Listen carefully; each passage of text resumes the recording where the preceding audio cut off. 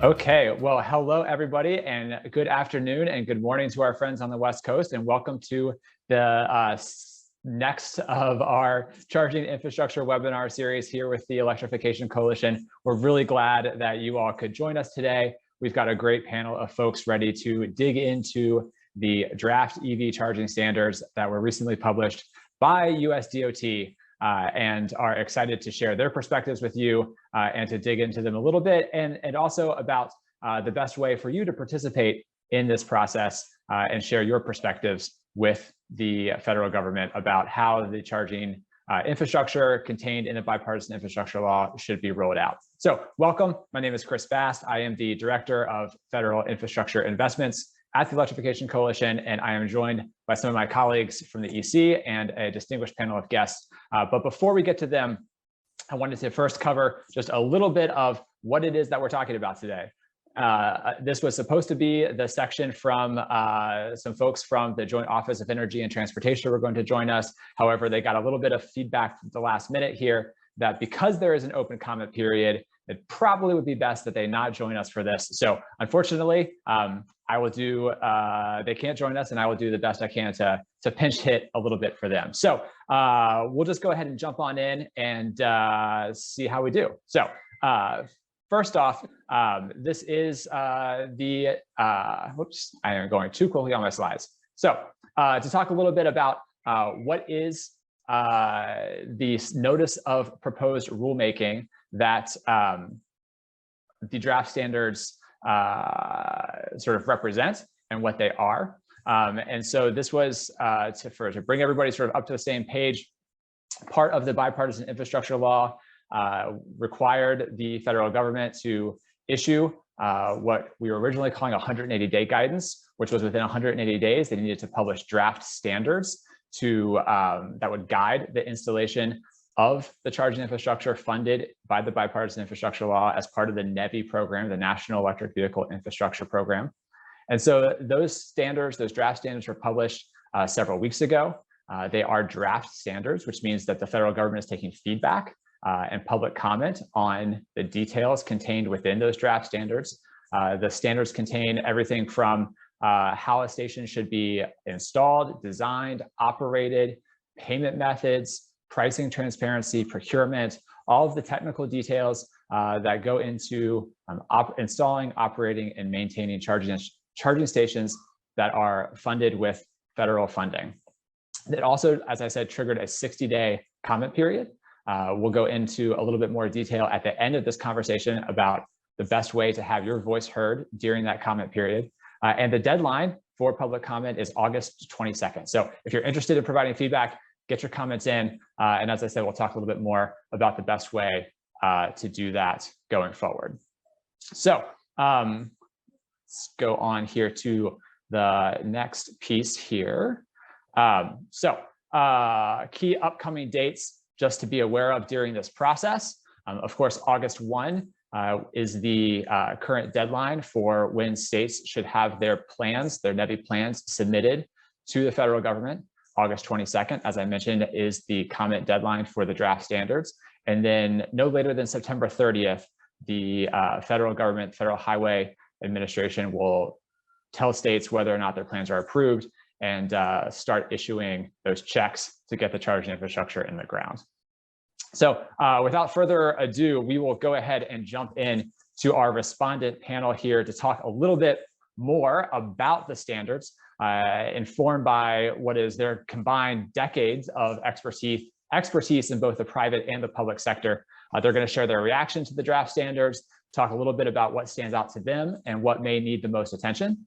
And as our panel speaks, be sure to leave your questions that may come up in the Q&A box on the bottom of your screen. We will do our best to answer them at the end of the webinar. The exciting thing is we have a bunch of folks today to share their perspective, so we will go through this as efficiently as we can to see, make sure we can get to some of those questions. We'll also just jump right in. So first, I am super excited to welcome my colleague, Blair, who is our Director of Policy here at the Electrification Coalition. and focuses on promoting policies and programs that will transform the transportation sector. Prior to joining the EC, Anne was the Director of Energy Efficient Transportation at the Southeast Energy Efficiency Alliance, overseeing strategy, programming, and outreach for all of SIA's transportation initiatives.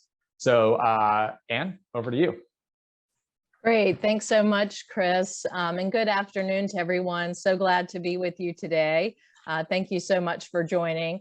So I'm going to share with you a little bit more on the standards, elaborating a little bit on what you heard from Chris, and then highlight a few areas that I've specifically identified that I want to highlight and share with you, really kind of from a EV driver perspective.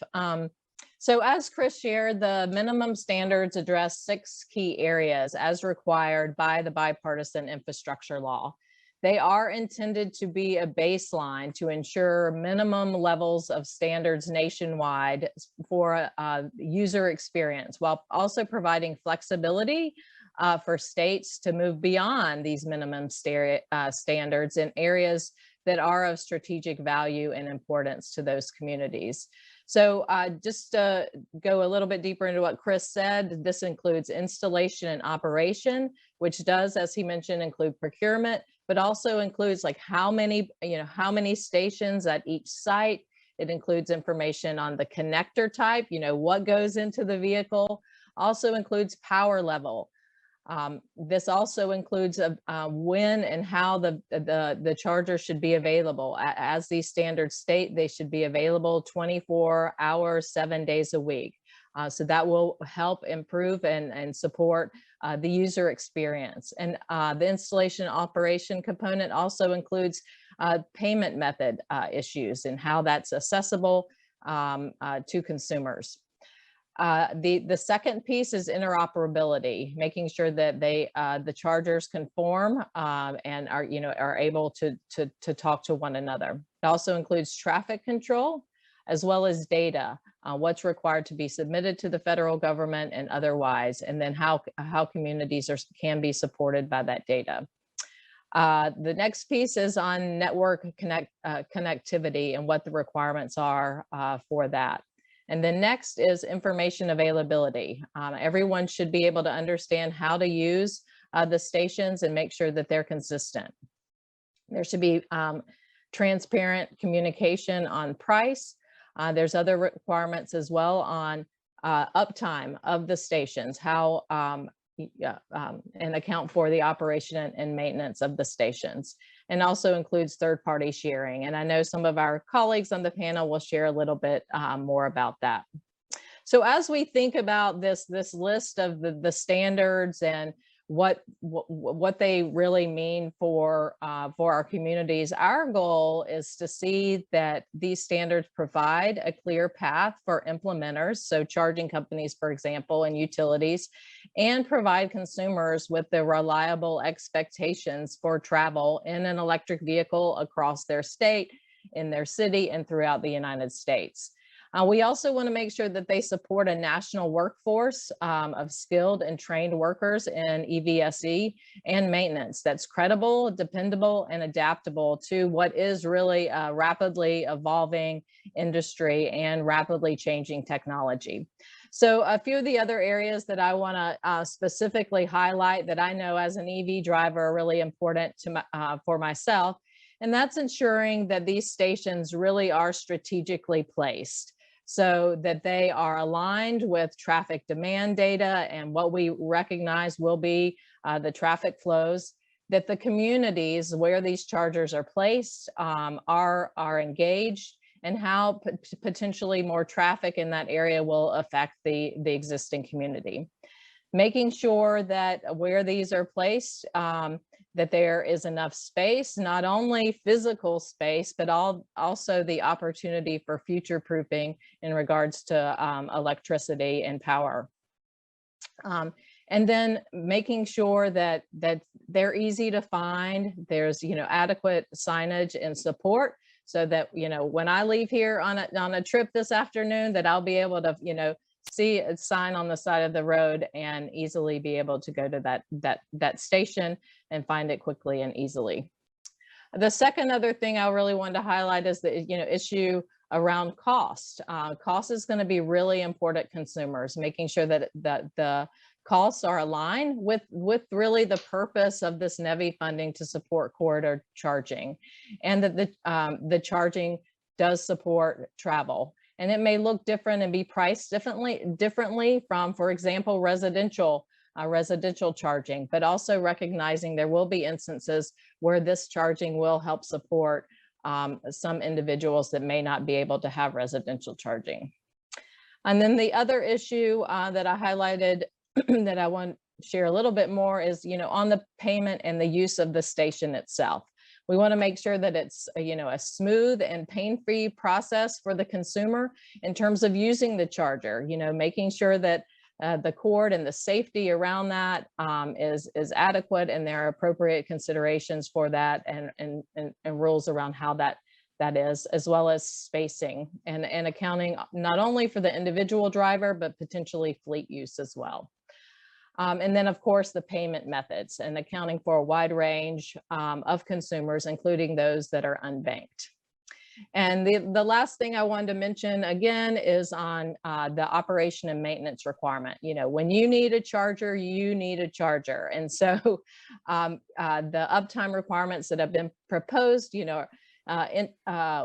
we need to just make sure that if a particular charger is at a site is not functioning, that at least somebody can go to the next charger. So getting some more clarification on what the criteria around the 97% really is and what that truly means for the consumer. So, that includes, making sure there is additional redundancy in addition to what's included in the standards. So those are just a few things I wanted to highlight. Those aren't the only things we're thinking about, but as an EV driver, these will be really important to consider. And so I'm going to pass it on to our next speaker. So back to you, Chris. Awesome. Thanks so much, Anne. Really excited to hear how your trip in your new EV goes this weekend, checking out all of that infrastructure in the Southeast.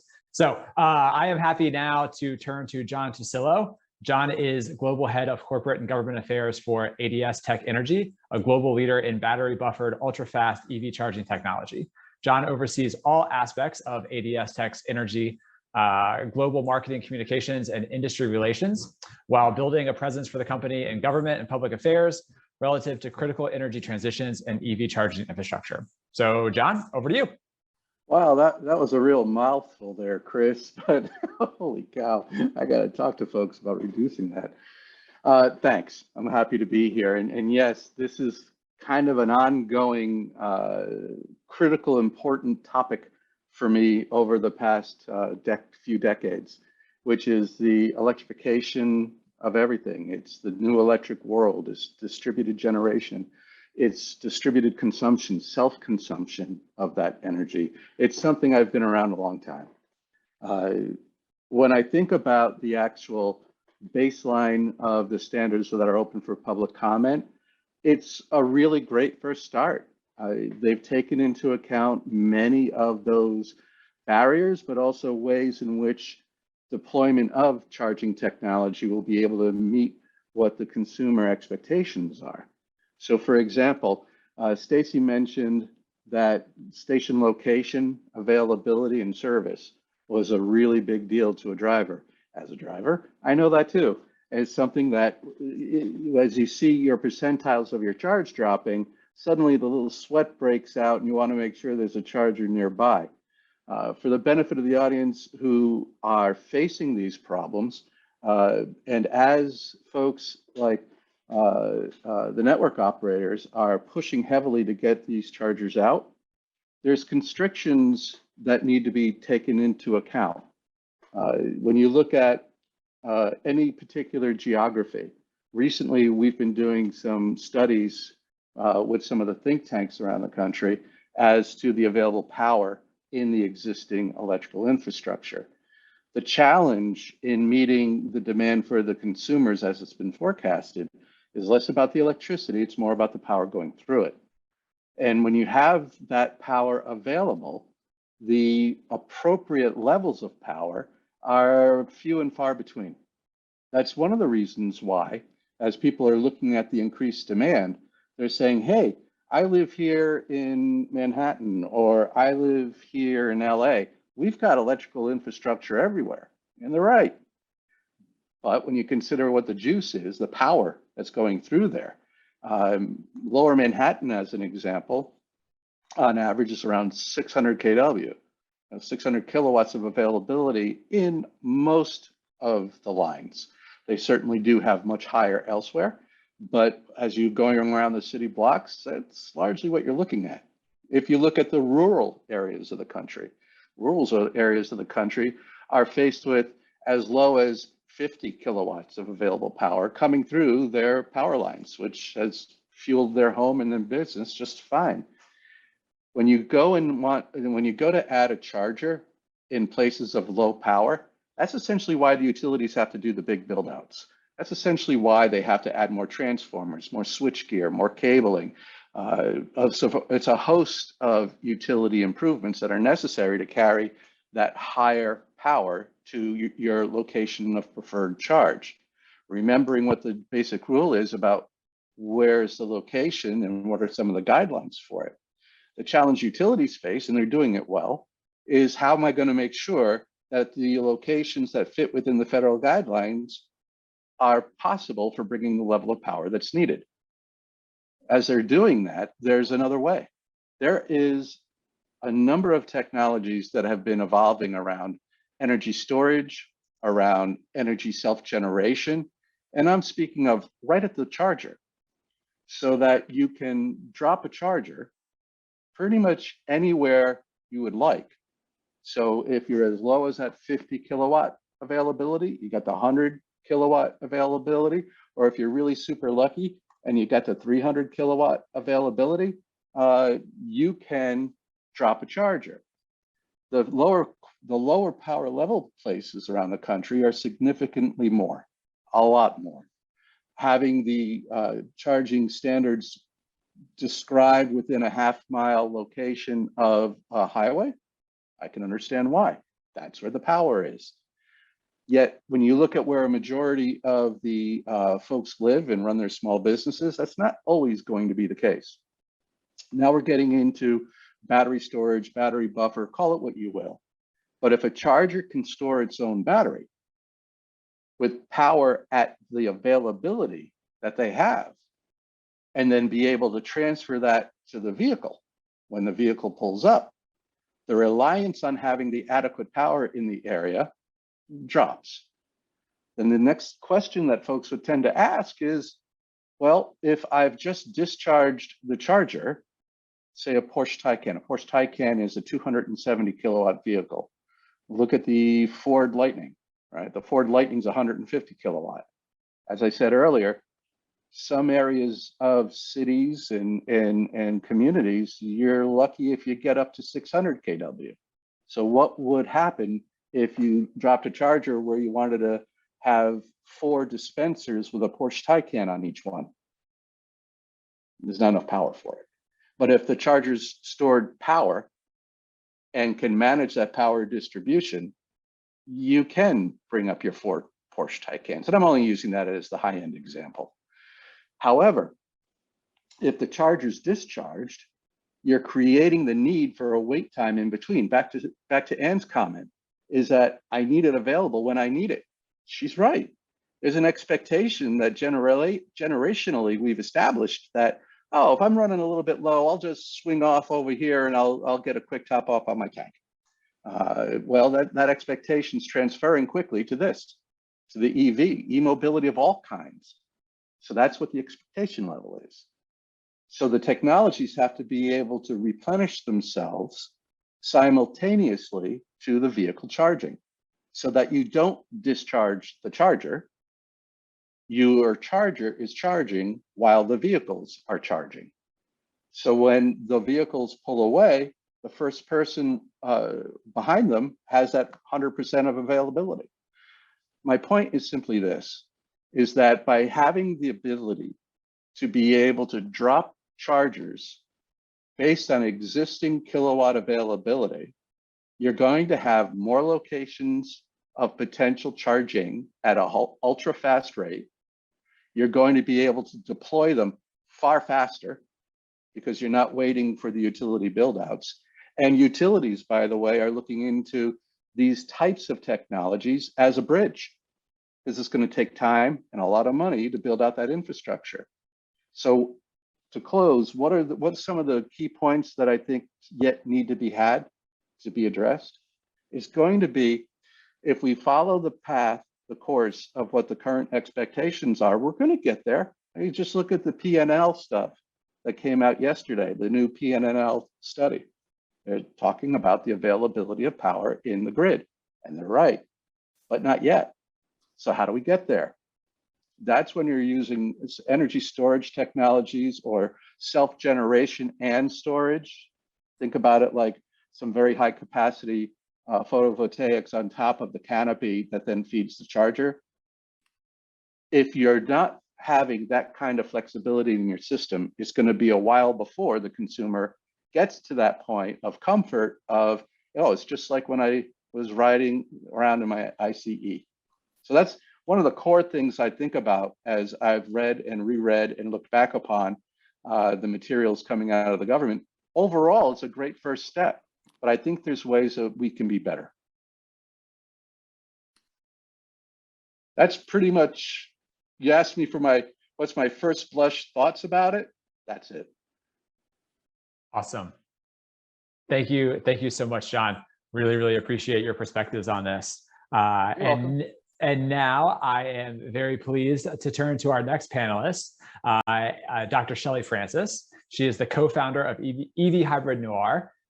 She will share her thoughts with us along the same lines. Dr. Francis is a former medical school faculty member. She's a public health executive, entrepreneur, and transportation disruptor.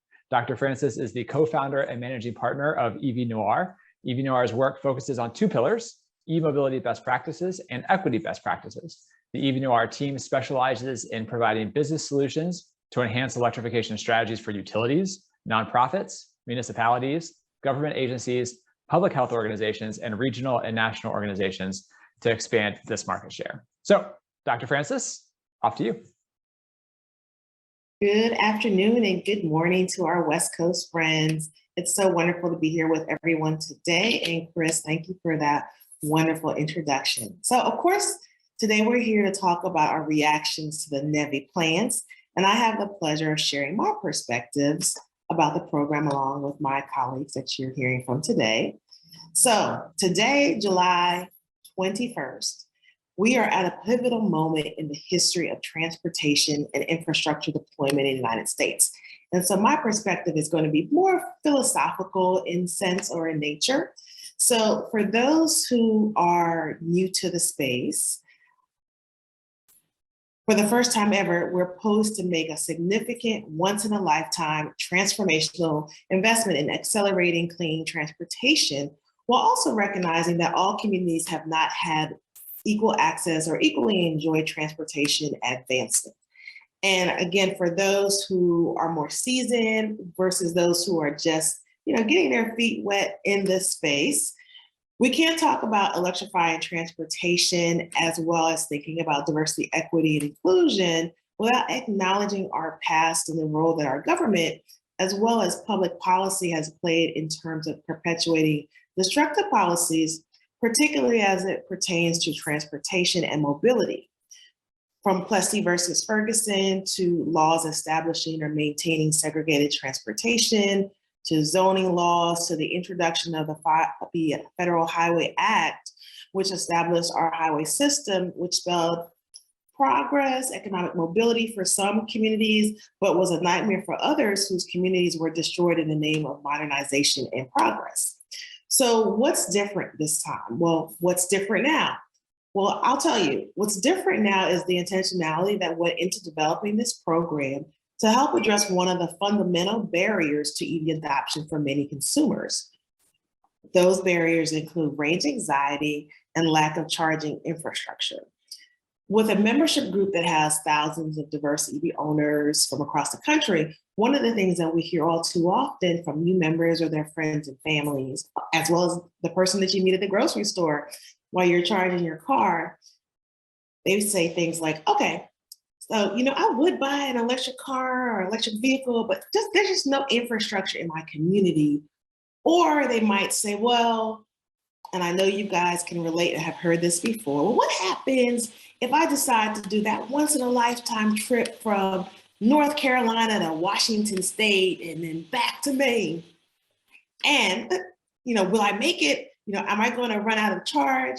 What happens then? Will I be able to drive my EV? And so what I will say to that, and what you can say to that as well, is that if Nevi does what it's designed to do, the answer is going to be a resounding yes to that. The goal of the Nevi program, again, is to provide funding to states to allow the strategic deployment of electric vehicle charging infrastructure and to ensure that there's interconnectedness with that said infrastructure that's going to allow us to do things like data collection, to also evaluate the system and see how well infrastructure is working, and addressing the access and reliability challenges that Anne spoke in her recap. So what makes me especially hopeful about the program is a number of different things. So as one of the leading organizations that is working in the space, based on the research that we facilitated, as well as the research that we've done with others, such as Consumer Reports and Green Latinos and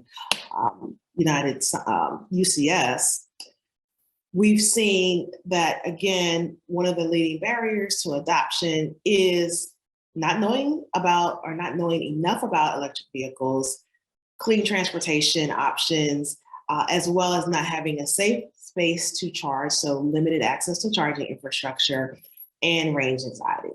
And this is especially true for many communities that are disproportionately impacted by transportation emissions.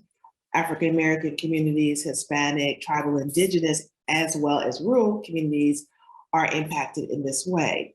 So it's very important and impactful that this piece of legislation has a 40% or calls for a 40% investment that will go into these communities. So we're ensuring that the infrastructure is accessible and is a critical piece of inclusion. And what's also very important is that we need to make sure that the E doesn't come after the diversity and inclusion. That's really important.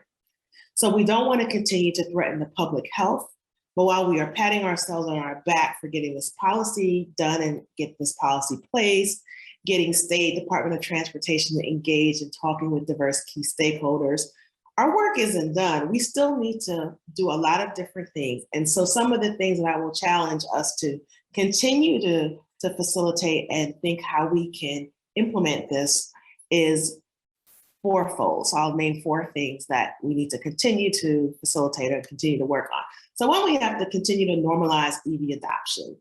EV adoption currently is about 3%, obviously in different states and more progressive market, that is going to look totally different.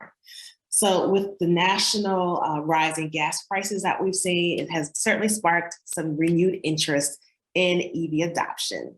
But we also have to make sure that as we are working to accelerate EV adoption, as we're working to accelerate charging infrastructure, we need to make sure that we're also educating consumers in tandem about this technology and that we're able to address any fears that consumers as well as select groups who have been disproportionately impacted and have been found to have limited access, limited information about this technology. We need to make sure that we are alleviating their fears to making this transition to clean transportation. Also, we need to make sure that we have campaigns, so education campaigns, awareness campaigns that are engaging diverse communities as well as EV owners. And the Nevi program does provide funding and resources to support education and outreach programs. And then also, we need to continue to facilitate data collection to assess how well things are going. So is the program doing what we intended it to do? What can we do better? This program is 5 years long, and we are in, it's not a sprint, it's really a marathon. So it's really important that we continue to monitor, evaluate, and refine the program as needed. So to conclude, we're at a monumental time in the history of transportation. We, all of us here on this call, have the opportunity to chart the course to accelerate clean transportation. And so I would really encourage everyone to think about how and what your agency does that can make this program successful. And what are you specifically going to do as a subject matter expert or as a electrification advocate and expert to truly make ensure that this program is truly accessible, while also ensuring the commitment that the government has made come to fruition. So thank you for your time, and I'm looking forward to hearing what my colleagues have to say. Awesome. Thank you so much, Dr. Francis. We really appreciate your participation today. And we are going to just keep on rocking here. A brief reminder to put any questions that you have into the Q&A box at the bottom of your screen, and we will do our best to get to some of those at the end. So I am excited now to welcome Courtney Ehrlichman. Courtney is the head of strategy at Next Lab, an innovation center within Panasonic that is responsible for disruptive business creation and focused on making the electrification transition seamless. In 2016, Courtney co-founded Robotics, an AI-powered infrastructure assessment tool out of the Carnegie Mellon Robotics Institute. Really excited to have Courtney join us today. And now over to you. Thanks, Chris, and thanks to the Coalition for having Panasonic join the panel. We're very excited about this historic investment in accelerating the clean transportation transition. We really feel like the Nevi standards are going to be laying the groundwork for the entire industry for EVSEs across even personally owned vehicles, fleets, and port vehicles as well. So definitely want to commend that the standards included some really positive elements, including interoperability. Panasonic was very pleased to see the minimum standards lean in heavily on key policies for ensuring that EVSE funded under Nevi are truly interoperable. The standards require all chargers and networks to be compliant with OCPP 2.01, as well as ISO 15118 for V2G and plug and charge. We are really forward thinking on this OCPP 2.0.1 from Panasonic. We want to make sure that across all the different infrastructure that is deployed, everything can talk to each other. And 2.0.1, there are even different profiles within that standard that we believe need to be compliant, or at least providers need to be transparent about. So consumers of the infrastructure that are planning for their infrastructure are aware of the capabilities, and we are not left with stranded assets eventually. We also want to commend the smart charge management aspect. We applaud the focus that was placed on ensuring chargers were capable of smart charge management. With more and more chargers and vehicles deploying in the coming years, it's going to be essential that the EVSE are able to predict strains on the grid and be able to adjust to them. Smart charge management is also critical for the integration of on-site renewable energy generation, storage, and grid stability. We also thought there were 3 areas where improvements could be made in the standards. The first one is thinking more about the broad application of the Nevi standards. We're concerned that most of these standards apply not only to Nevi-funded chargers, but to any EV charging that is funded under Title 23. So while these standards make a lot of sense in the context of being publicly available, light-duty charging corridors, we worry that cities and states will be hamstrung in their ability to creatively use formula funds under programs like CMAQ, the Carbon Reduction Program, and reduction of truck emissions at ports, for fleet-focused incentives and strategies that are just so essential to addressing emissions from the medium and heavy-duty vehicles and fleet perspective. The second improvement that we're hoping to see is making sure that we don't leave fleets behind. While Nevi is positively focused on light-duty charging infrastructure, personally owned vehicles, standards are leaving fleets behind. It's really our hope that future rounds of Nevi funding focus on fleet or medium and heavy duty vehicle charging infrastructure, but this is just not a guarantee at this point. The third improvement we're hoping could be made is the restrictions on minimum power levels. So we're worried that the restriction on minimum power for DCFC, even when part of a smart charge management program, will limit the effectiveness of truly smart charge management if no charging port can go below 150 kilowatts. This is especially relevant in the context of non-Nevi programs, like I mentioned earlier. So again, we're really excited about these Nevi standards laying the foundation for the industry, for the market, and hope that there are some improvements that can be made as they are being developed. And thank you again for your time and for having Panasonic here. Awesome. Thank you so much, Courtney. We're really glad that you were able to join us. We are now to our last panelist for this section of the webinar. And so I am excited to welcome Andy Poliakoff. Andy is the Federal Affairs Lead for Electrify America, working to advance ultra-fast, zero-emission vehicle infrastructure. Andy is a graduate from the Columbus School of Law and was previously the Director of Government Affairs at the Commercial Vehicle Training Association, focusing on issues relating to safety, training, and workforce development. So, Andy, take it away. Chris, thank you, and thank you all for the opportunity. So for a bit of background, for those of you all that don't know, Electrify America owns and operates the largest open network of ultra-fast chargers in the nation. We're in 48 states in Washington, D.C., and we specialize in what's called ultra-fast charging, which is 150 kW and 350 kW. Dr. Francis, I enjoyed hearing you mention the trip of a lifetime from North Carolina to Washington State. At Electrify America, we'd like to say that you can do that now on our network, but it will be resoundingly possible with the Nevi program and be extraordinarily possible. So in examining the proposed minimum standards, we view them as very workable, very reasonable, but there are 4 areas that we think warrant discussion and revision, and I will go through a few of those if that works. So the first is data. Section 680.112 covers data submission, and that's to be done on a quarterly basis and would be session level. This is an extraordinary amount of data, and much of it is data that EV charging companies view as competitive business information. Certain information like kilowatt hours dispensed, we view that uniformly as CBI. As you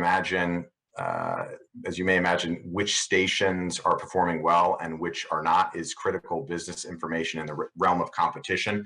So from our perspective, this data absolutely must be protected if it is to be reported. So we would propose that data collected through this program be held in confidence, be exempt from certain records requests, and have essentially access restricted. There are analogous concepts that exist elsewhere in the federal data collection space. If you look at the Bureau of Labor and Statistics or the U.S. Energy Information Administration, they all utilize a law that's called CISPIA, and we would suggest that that provision be used here. As to data validation, we and others in the industry view this as potentially burdensome. To give some sense of the scale, Electrify America provided customers with 1.45 million charging sessions last year. From our perspective, we would hope that these data reporting processes would leverage API feeds and pull from existing data. So bottom line on the data submission issue, we would urge for the strongest protections to protect the confidentiality of this market-moving data, and for strong protections against the sorts of legal liabilities associated with errors in data sets that's just essentially being pulled from API feeds. Moving on to the next topic I wanted to mention is on the subject essentially of the labor supply. Section 680.106 discusses what constitutes a, quote, qualified technician. That can either be certified and demonstrated in 2 ways. The first is certification from the EVITP training program, and the second is graduation from a registered apprenticeship program that's approved by the Department of Labor. So having these 2 categories and only these categories, we view those as definitely a challenge for the Nevi program. We would say it was likely constrain the available supply of experienced workers. There are thousands of small business electrical contractors who are very effective at this work, and we want to see their experience accounted for. From our perspective, it does not necessarily make sense to train the workforce that's already trained, and better to focus that training on the folks without the experience. We want a bigger workforce, not a smaller one, right? So we would encourage the joint office to establish that licensed electrical contractors and electricians who, with previous significant documented experience in installing these 150 kW and above chargers, be deemed qualified. And they would have to demonstrate this through showing a specific number of hours that they worked on this DC fast charging equipment. So just sort of going through the list of the other things that are really important to us, and the also in section 680.106 is a discussion that suggests that state DOTs will regulate, quote, reasonable return on investment of income generated by private entities that operate this charging equipment. This is something that we typically associate with, not with the charging industry, but with state regulation of rates of return done by public utility commissions in the on electrical utilities. However, utilities are state-sanctioned monopolies, essentially, justifiably, but they operate in a setting that is with a very different risk profile regarding investment. So EV charging, on the other hand, excuse me, is a very new industry. It's a very competitive one, and particularly when you imagine ownership and operation of these sites across a long period of time, that is a concern. In that area, then we would propose either that this language be revised to allow for a rate of return that's sufficient to attract significant private investment, right, which is commensurate with the statutory provisions in the bipartisan infrastructure law. Those were designed to foster enhanced public-private or private investment.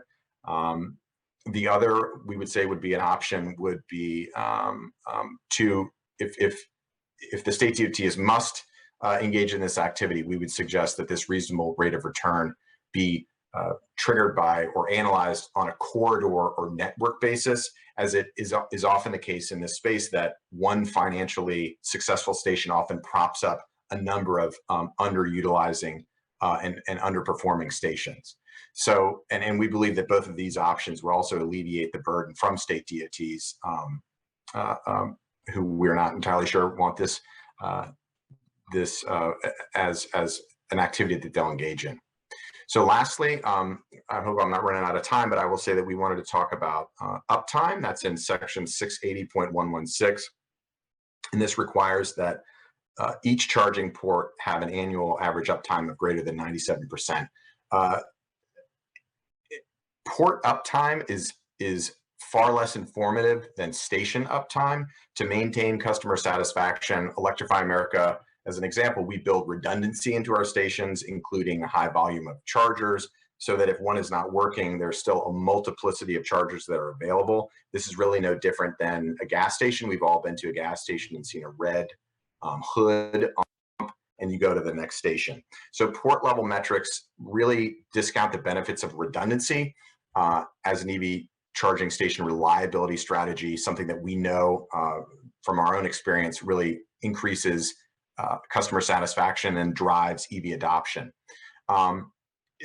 In our experience, reliability capables are the key to this charging success, and we would suggest that folks look more for uptime to be calculated at the station level, and for network providers to really look for state DOTs to really look at the capabilities of the charging providers that they're going to be working with. So I appreciate the opportunity to describe some of those very specific and perhaps wonky, policy wonky items there, but appreciate the time. Thank you.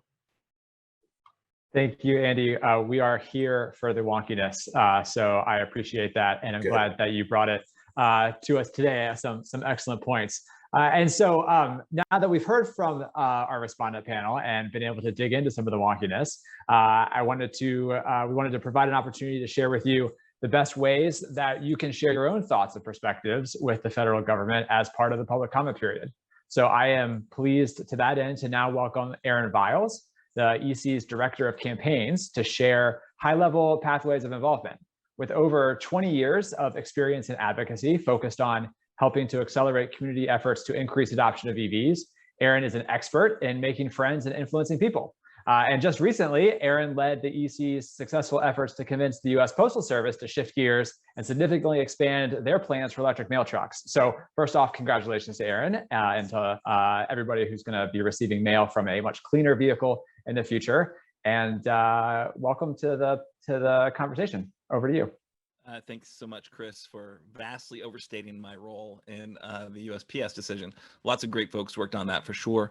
But as we've just heard, the Bipartisan Infrastructure Law, also referred to as the Infrastructure Investment and Jobs Act, is a historic investment in EV charging, billions of dollars committed to an electrified transportation future.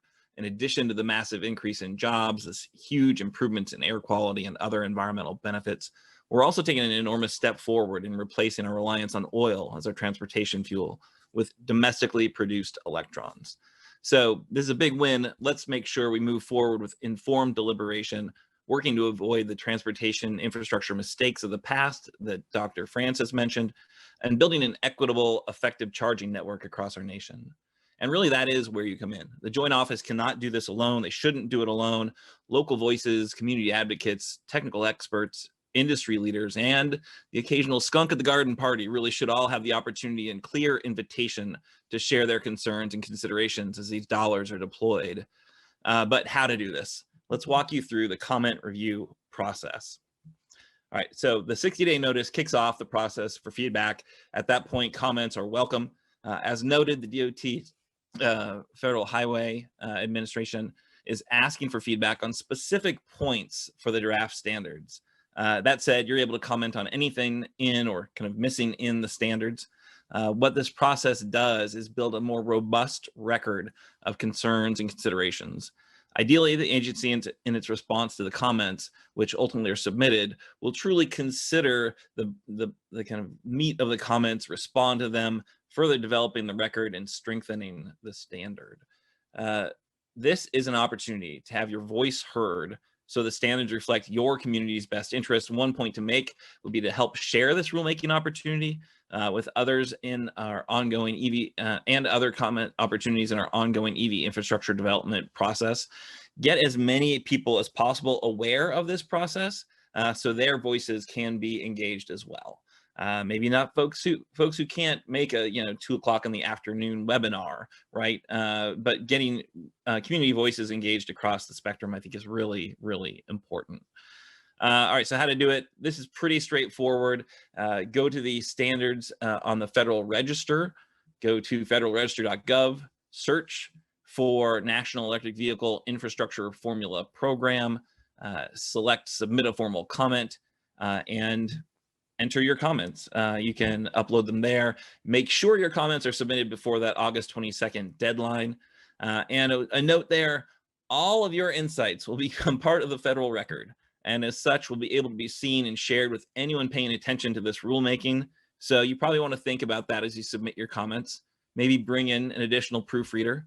No one really wants their typos to live forever.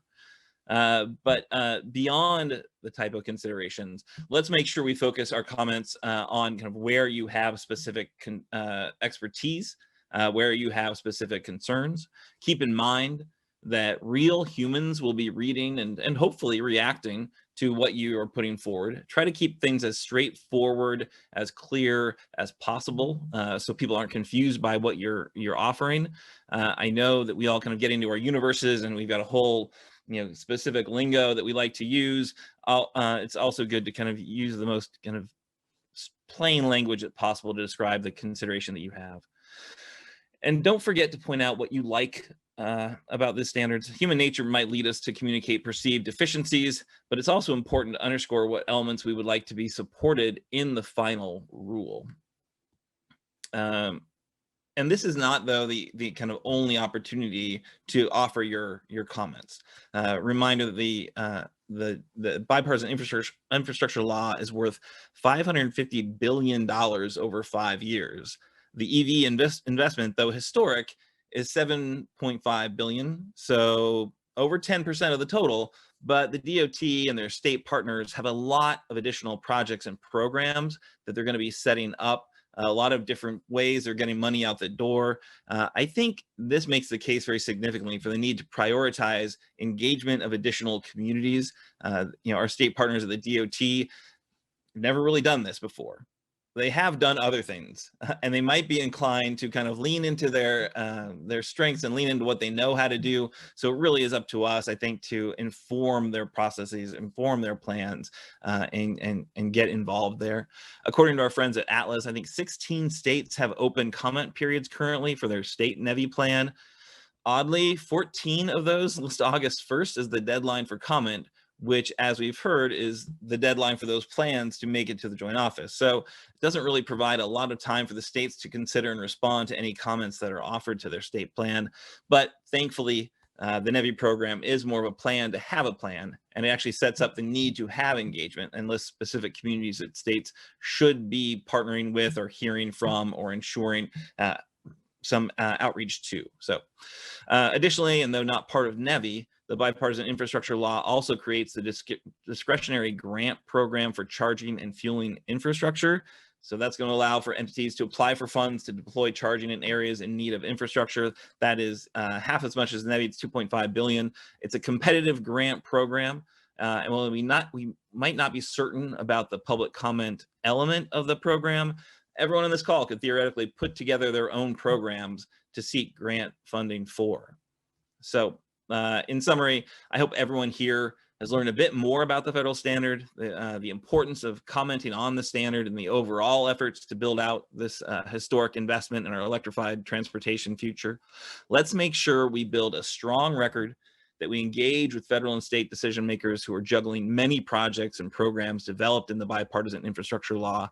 So it might make sense for all of us to commit to sharing these opportunities and pulling in our networks and communities for a more robust decision-making process, considering a wide range of perspectives. And make sure to watch out for typos. Back to you, Chris. Thank you, Aaron. I will take the typo advice into consideration because like many of you on the call, we are in the process of developing our own comments here at the EC, and we will look forward to sharing them widely as they are available, so that everybody can have everybody's perspective. Which gets me though to my first question. I think we may have time for one or two here that have come in. And first though, just kind of like from a overall perspective here, and this is maybe for Aaron, but also for everybody on our panel who has experience participating in these processes. Aaron talked about building the record. I think at one point you mentioned the response to comments, and I was wondering if folks could speak to, I try not to be cynical about these things, but does commenting matter? Hasn't maybe the federal government already decided what they want to do? And is this just checking a box, or is it meaningful to go through the exercise of providing comments? I'll start, but yeah, it absolutely does matter. I mean, as we mentioned, they've underscored areas they are looking for feedback, right? So this is the first time in history we have ever done this. They need help. I think we've already seen some of the stuff that's rolled out hasn't exactly nailed it. There's been problems with the school bus funding initiative that I think they've acknowledged and will work to improve. So that's going to carry on across this entire program. We want to get it right. So if we see deficiencies or we see things they could do better, it's up to us to offer those. And I think, what we've understood from our interactions with the joint office, and I think, Chris and others can speak to this more directly, but they're open for input, and I think it really is up to us to offer that. So that's my take. I'm happy to chime in as well. I think that it is very common, or it's understandable that a person would look at this notice of proposed rulemaking and say, well, this is just sort of how it is. But if you read the preamble prior to the sort of provisions themselves, it's extremely open and saying, look, we're really looking for additional information. We'd like to hear about other options. And so I think as Aaron says, the federal government is really saying out loud, we want to hear what you think. I'll also add to that. I think it's a really great point and a great question. The key here is accelerating the transition. So I think the government is very interested in hearing from stakeholders, including industry, to make sure that everything is working together and to reduce friction so that this market can actually lift off and we can all get the largest return on this historic investment. I think Courtney, you hit something really strong there, which is how quickly can we accelerate the transition? The federal government is on record as acknowledging that we need to do this very, very quickly. I think the public has got the strength and the will to help support that. And I found it refreshing, the preamble, as Andy mentioned, is in the preamble. They've made it very, very clear. They do want feedback. The traditional way of developing these types of rules usually includes lots of consultants, a couple of the national labs. It's not as open as what has been articulated here. So I think the process itself recognized is a way to recognize that the federal government is looking for answers so that the country can get through the transformation faster and deploy chargers where they're most needed. Awesome. Anybody else, Shelley, do you have anything you'd like to add to that? Well, I think you all covered that pretty comprehensively.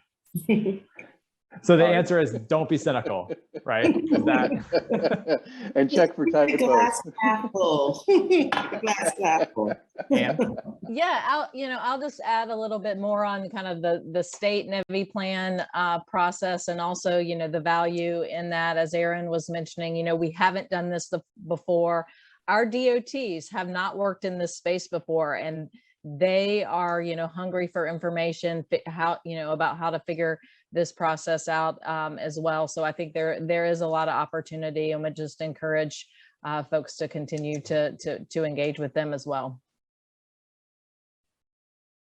Awesome.